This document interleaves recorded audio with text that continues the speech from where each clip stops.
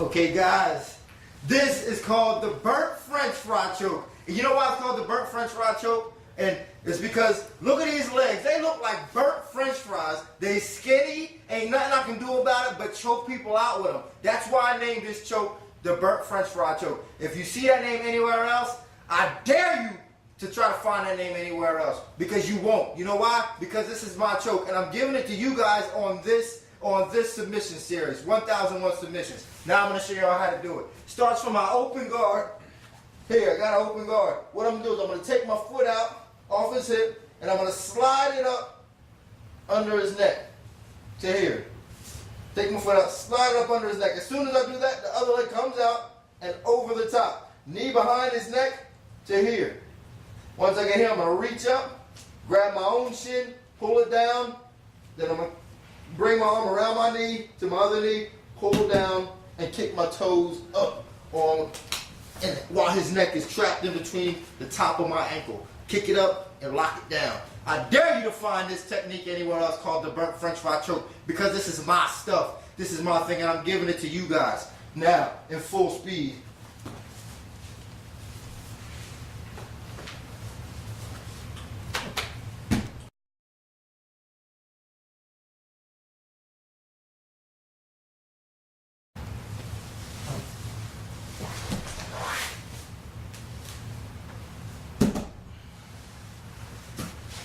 Okay, I'm going to work a guillotine from the open guard. Now this is a situation where I lost control of his wrist, and he's going to go try to attempt to double stack me.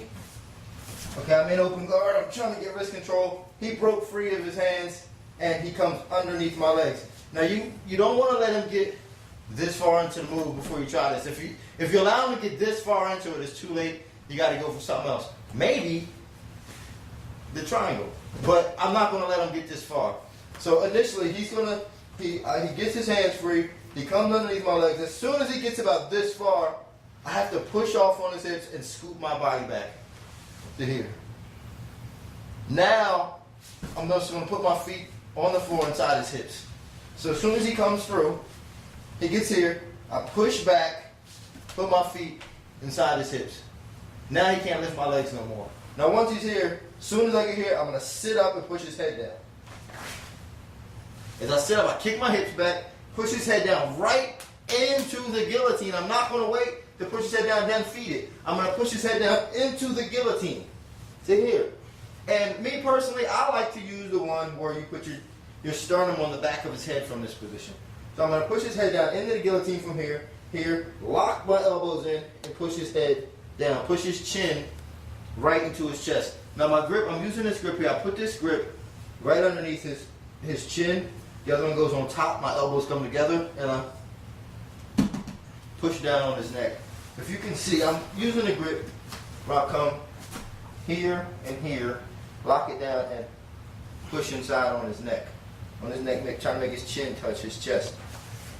So when I get here, he swims under, push back, feet inside, and come here. Now full speed.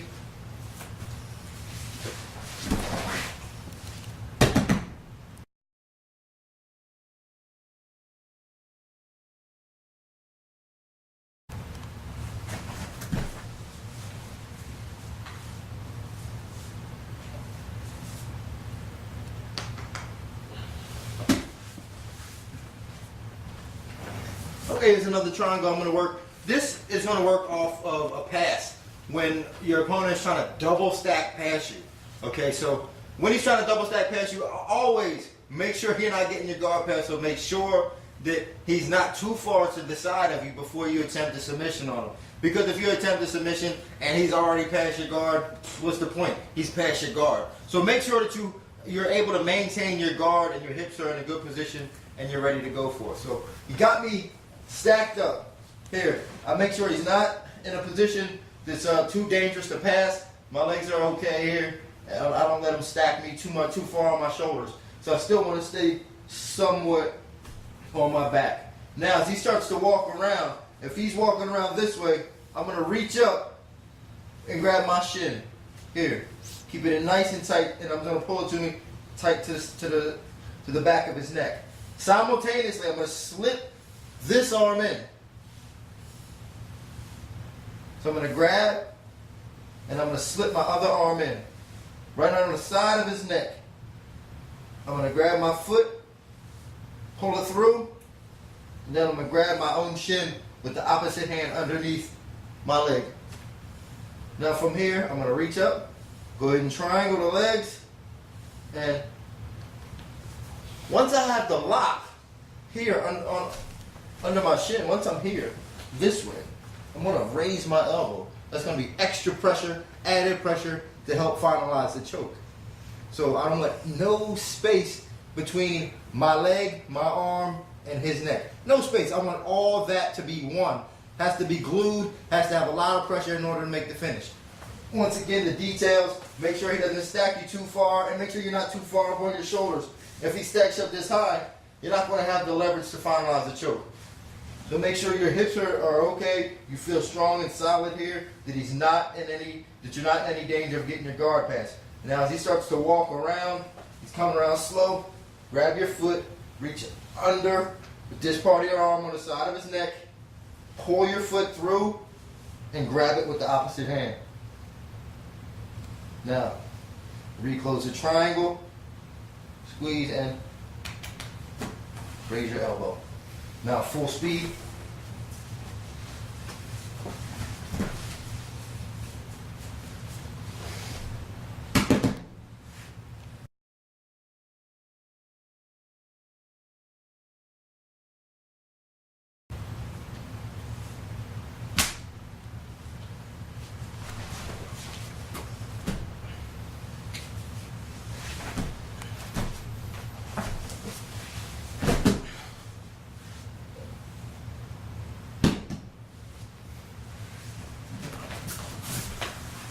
Okay, now I'm going to work from what we call a de la Riva guard.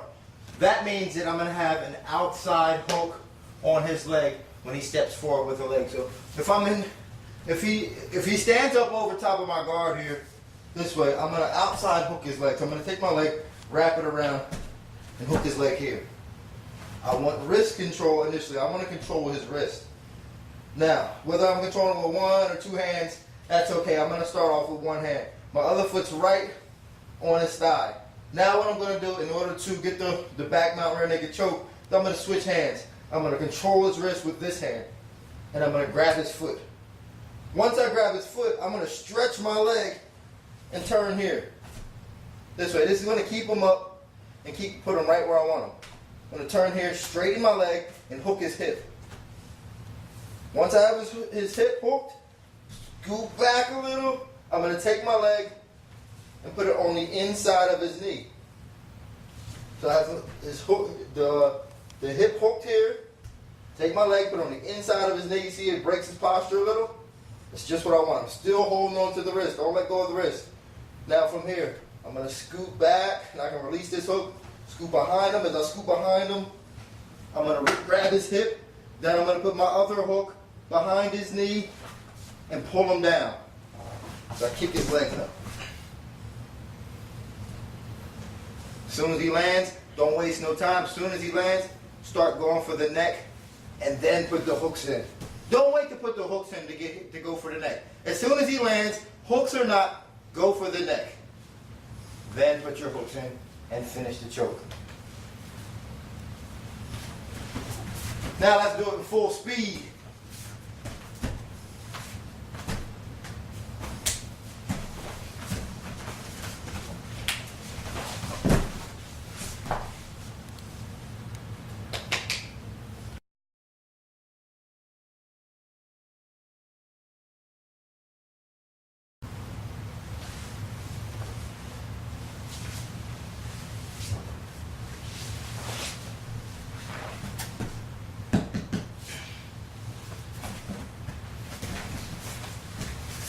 From the open guard position, I'm going to work in a reverse triangle. I'm going to start with my spider guard here, my feet on his hips. I want my shins inside the bends of his elbow. And I'm going to control right at the triceps here. Now what I'm going to do, as he's moving around, I'm going to place one foot on the opposite side of his ribs. So I release the grip from the inside of the elbow, place my foot across his rib here, on the side of his rib, and my shin across his chest. Now from here, I'm going to take my other leg out and put it on this side of his neck. As I put it on this side of his neck, I'm going to pull him to me. So I pull him this way. Once I pull him, I'm going to lock his neck down. Now he can't get out. Now I don't want him to posture up. There's no posturing for him at this point.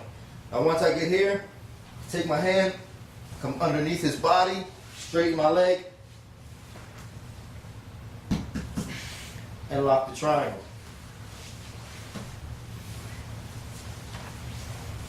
Get him here, controlling at the triceps. I'm going to put this here. This will come on his neck. So one foot across the chest, the other one on the neck. Notice I'm still holding on to this wrist. As I come here, as I put this foot across the side of his neck, I'm going to control the wrist. Chop down on his neck. Now he can't get back up. Now I need to spin underneath him. I'm going to take my hand, come all the way underneath his body, straighten my leg, and spin underneath him. All right, full speed.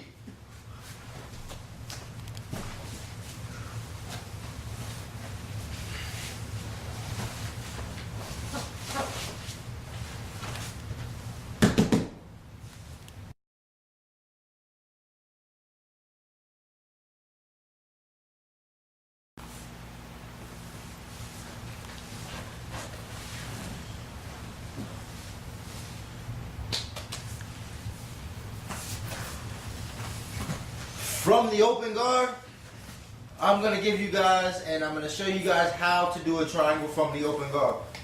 All right, I got the open guard, I got my feet on his hips, I want wrist control. And in this particular arm triangle, you can actually do it with just one wrist because that's not necessarily the important part. The important part is what you have to recognize, what you have to notice with your opponent's posture is he's leaning over me. If his head is anywhere in the vicinity of my stomach area, anywhere from my stomach to my head, that's Triangle City. That means you can apply this move. So I got my feet on his hips now, and I'm just going to change one, maybe put it on his bicep. Now from here, I'm going to get control of his hand. I'm going to pull it inside my legs. I can step off of his hip. This is so I can raise my hip to the ceiling. So to raise my hip up as high as I can, stretch my leg, and chop down on the back of his neck. From here, I'll pull the arm across and secure the triangle. So I'm going to start here, and I can put this foot on the arm just to make sure I get it out of the way so that he can't block it, because I can still do it from here and push up, but you never know, he may try to put his hand on my leg as I'm coming up or block it, so I just want to get it out of the way here. I notice his head is right above my belly button. It's a perfect time to shoot the triangle. Got wrist control. Step off on the hip. Shoot up. Chop down on the back of the neck. And finish. One last time, and just to explain some of the important details, is that your hip has to come to his hip. Okay, you can't expect him to give you anything more than this range of him right over top of your stomach area. That's all you can expect him to do. You can't expect him to come down to your level, so you have to bring your hips to him. So I'm here, I'm going to bring my hips up, all the way up on my shoulders. Chop down, and now, boom, finish. Now full speed.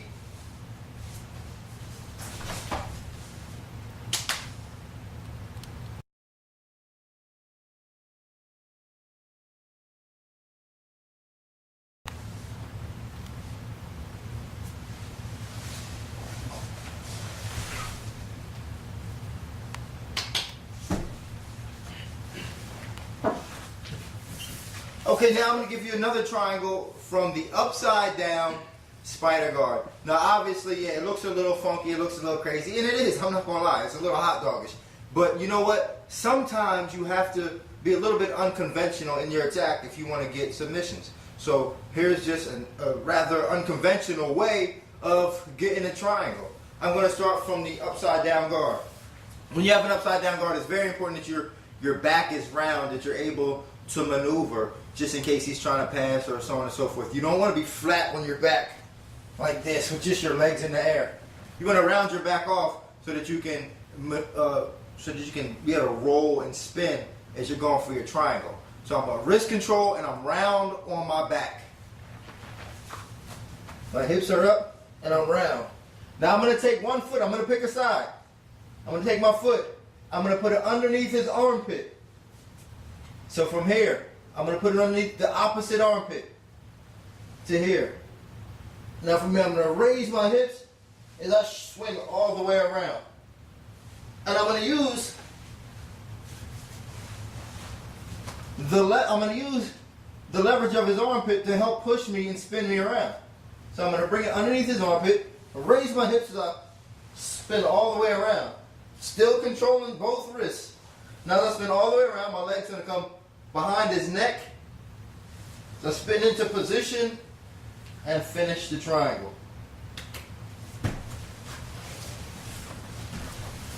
Let's do it full speed.